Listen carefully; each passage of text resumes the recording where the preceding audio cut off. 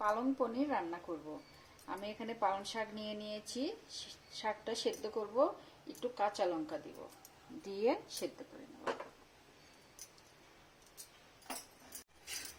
আমি পনিরটা কেটে নিচ্ছি। পনিরটা পিস পিস করে কেটে নেব।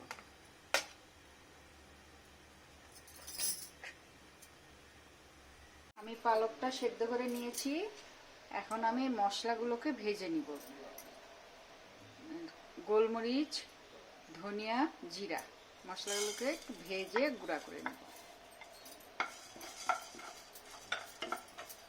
আর এখানে আমি রসুন কেটে নিয়েছি, পালং শাক পেস্ট করে নিয়েছি, রসুন কেটে নিয়েছি, আর পনির কেটে নিয়েছি। এটা হয়ে গেল। এখন আমি একটু ঘি দিয়ে ভেজে নেব।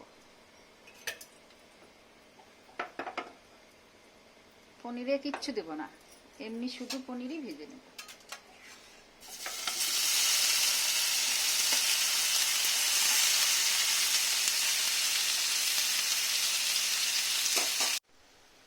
একটু তেল দিয়ে নিলাম, একটু জিরা দিব, একটু শুকনো লঙ্কা দিব।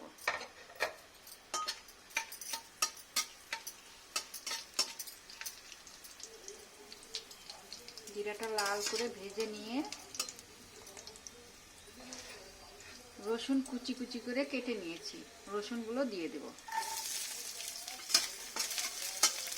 রসুনটাকে লাল করে ভেজে নিয়ে তারপরে পালং শাকটা পেস্ট করে রেখেছি ওটা দেব।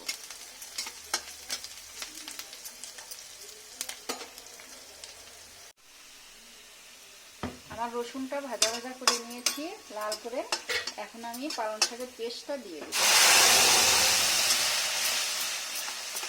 এটাকে ভালো করে ভাজা ভাজা করে একদম শুকনো শুকনো করে নেব।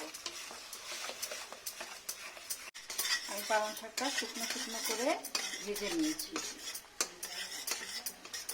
এখন আমি পনিরগুলো যে ভেজে রেখেছিলাম ওগুলো দিয়ে দিব।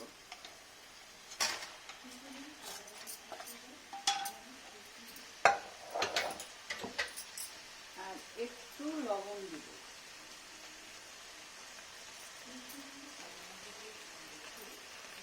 আর যে ভেজে রেখেছিলাম মশলাটা ওটাও দিয়ে দিব।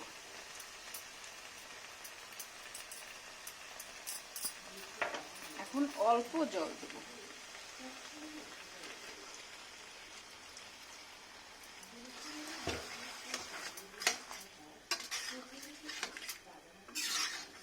দেখুন হয়ে গেল আমার পালং পনির। আমার পালং পনির হয়ে গেল। দেখুন কি সুন্দর কালার এসছে, কি সুন্দর হয়ে গেছে। এবার আমি গরম গরম ভাতের সঙ্গে খেয়ে নেব। দেখুন আমি ভাতটা বেড়ে নিয়েছি, এবার একটু পালং পনির নিয়ে নেব।